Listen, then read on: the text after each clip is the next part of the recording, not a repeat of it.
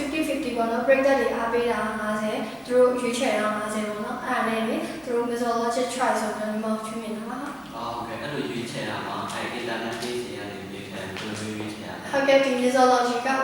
website ရှိတယ်ပေါ့နော်သူတို့ရဲ့ fan page အကြီးရှိတယ်သူတို့ရဲ့ဒီ list တွေရဲ့အကြောင်းတွေအကုန်လုံးတင်ပြရပါတော့ဒီပြန်ပွဲမှာညီမကိုလည်းသူတို့တပုံတင်မယ်ပေါ့နော် break that ရဲ့ like တွေနဲ့ညီမရဲ့တပုံမှာတော့အများဆုံးရတယ်နောက်ပြီးတော့သူတို့နေလည်းရွေးချယ်တဲ့အခါမှာညီမကိုသူတို့ရဲ့အများဆုံး just တွေအားပေးကြတာပေါ့နော်အဲ့ခါကျတော့ရွေးချယ်ပြတာပါအဲ့လိုမျိုးလောက်တာမှာအခုစုချင်းနေတာဟိုဘယ်လိုမျိုးစုလဲ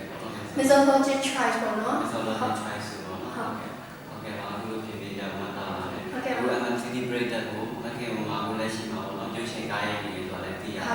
အဲ့ကားရိုက်တဲ့အတွေ့အကြုံနဲ့ကနကားရိုက်ပြီးပါတယ်တဲ့ကားရိုက်လို့ရှိသေးတယ်ပြီးတော့ဘယ်မင်းသားတွေနဲ့ဘယ်လိုရိုက်ခဲ့ရလဲအောက်စားနဲ့တခြားဟုတ်ကဲ့ညီမကတော့အခုကိုနေတို့နဲ့ဗီဒီယိုရိုက်နေပါတယ်ဗီဒီယိုကလေးကျွန်တော်ပြင်ပေးပါဆိုတော့နော်အကားလေးရိုက်နေတယ်ညီမဗီဒီယိုက6ကားရိုက်ရှိရိုက်ပြီးပါတော့နော်အခုဒီကားနဲ့ဆို6ကားပေါ့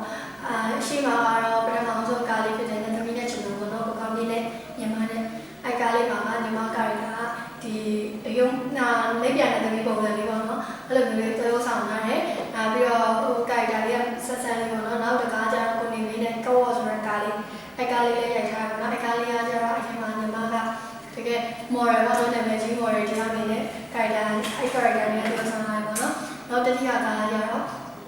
မင်းသားဆွဲတယ်ပေါ့နော်အဲ့ကကျတော့ဒီလိုမျိုးရိုးတာမမင်းကလေးကားရနဲ့သရောဆောင်ထားတယ်နောက်တစ်ကားကျတော့ကိုနေမင်းနဲ့ကိုကောင်းကြီးနဲ့ပေါ့နော်စိတ်ကောက်လေးဆိုတဲ့ကားလေးပေါ့နော်အဲ့ကားမှာညီမအရင်စိတ်ကောက်တဲ့ကောင်လေးပေါ့နော်အဲ့ဒီပုံစံလေးသရောဆောင်ထားတယ်နောက်တစ်ခါကျတော့ကိုနေမင်းနဲ့ပေါ့နော်ပု္ပ္ပာဆန္ဒတစီမလေးဆိုတဲ့ကားပေါ့နော်အဲ့ကားမှာညီမကတစီကောင်ပါလေးပေါ့နော်ဝိညာဉ်ပေါ့နော်ကိုတိမမသိပဲနဲ့ဟိုအသက်ရှင်နေတဲ့လူသားတယောက်တွေနဲ့တတ်မှတ်နေတဲ့ဟိုကောင်ပါလေးတယောက်တွေနဲ့သရောဆောင်တာပေါ့နော်အခုနောက်ဆုံးကားကတော့ကိုနေတုံးနဲ့ပေါ့နော်ဟိုရိုက်နေတော့ပေါ့နော်ဟိုအရုပ်ကလေးကိုကျွန်တော်ပြင်ပေးပါတော့အဲ့ထဲမှာကညီမခိုက်တိုင်းမျိုးပေါ့နော်ဟိုပထမအရုပ်ပုံစံလေးသရောဆောင်ပါတယ်လူဒီလိုမျိုးဟိုပေါ့ပါ free style ကောင်ပါလေးတယောက်တွေနဲ့သရောဆောင်မှာနော်ခိုက်တိုင်းမျိုးပေါ့နော်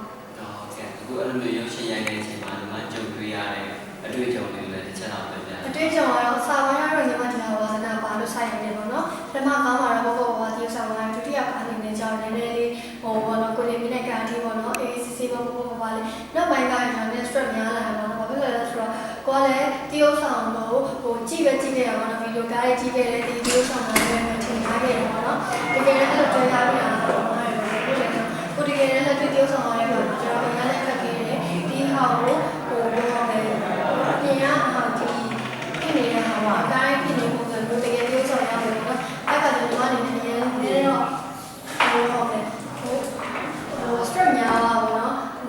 ဟိုလုံးဝလုံးနိုင်ပါမလားဆိုပြီးအလုံးမှာလည်းအရှင်းဆုံးပြောတော့ပေါ့နော်နောက်ပိုင်းတည်ချာဆရာတွေကသင်ကြားပေးတယ်ပေါ့နော်ဒီလိုမျိုးဟိုတကယ်အပြင်မှာလိုမျိုးစိတ်နဲ့လိုမျိုးပေါ့နော်တေချာတေးစိတ်တင်တဲ့အခါမှာကိုတရုပ်ဆောင်မှာပျော်လာတာပေါ့နော်ဟိုတရုပ်ဆောင်ရလည်းဟိုပျော်လာပြီးတော့ဟိုတရုပ်ဆောင်တဲ့အခါမှာပေါ့လေနည်းနည်းလေးတော့အသက်ဝင်လာပြီးတော့ထင်တယ်အဲ့ဒီမှာတော့အဲ့ဒီပညာဆရာတော့ရှိကြတယ်ဘယ်ခင်မှာနေတယ်ဟောအဲ့မော်ရယ်အဲ့ဒီလိုမျိုးဆရာမရှိတာဘုရားအနေနဲ့ကျတော့ဆရာကတော့ရှိပါတယ်နေရာဆိုဆရာမပါဘဲနဲ့တော့ဟိုထွချွတ်တာမျိုးတော့မရှိပါဘူးညီမအနေနဲ့လည်းဟိုညီမပညာမှာဆိုလဲဆရာမရရှိတယ်ဒီအနုပညာလုပ်ငန်းမှာလည်းဆရာမရရှိတယ်ပေါ့နော်အရင်ဆုံးလို့ဦးဆရာကတော့အချစ်ပြီးပေါ့နော်အချစ်ပြီးကိုညိုတို့အကုန်လုံးမှာညီမရဲ့ဒီကားရိုက်တိုင်းမှာတွေ့ဆုံနေတဲ့ driver ကညီမရဲ့ဆရာပေါ့နော်အခုမှာဗီဒီယိုကားရိုက်တယ်လို့သိရတယ်ပေါ့နော်အခုကြော်ညာနေရိုက်တာဟိုမကလေးကြော်ညာလို့ရှိနေတာဟုတ်ကဲ့ကြော်ညာရရခုရှိရပါတော့ကန်ထားတယ်ဒါပေမဲ့ညီမဟိုတေးဟိုပုံစံလေးဒီလာရဲမှာလည်းရရှိပါတယ်အခုလက်ရှိတော့ကြော်ညာလည်းခုရိုက်ပြီးပါတယ်ကျွန်တော်ကာနီမိုနဲ့ဟိုဟာတကယ်ကြီးတော့တက်လာနိုင်တယ်နော်အောက်ဆိုင်ကြောင့်လည်းနည်းနည်းရှိရတယ်ကာနီမိုနဲ့တော့ညီမမဟုတ်ဘူးနော်ကမလာနဲ့တော့ညီမရိုက်ဖြစ်တယ်ပေါ့နော်ဟုတ်ကဲ့ပါဟော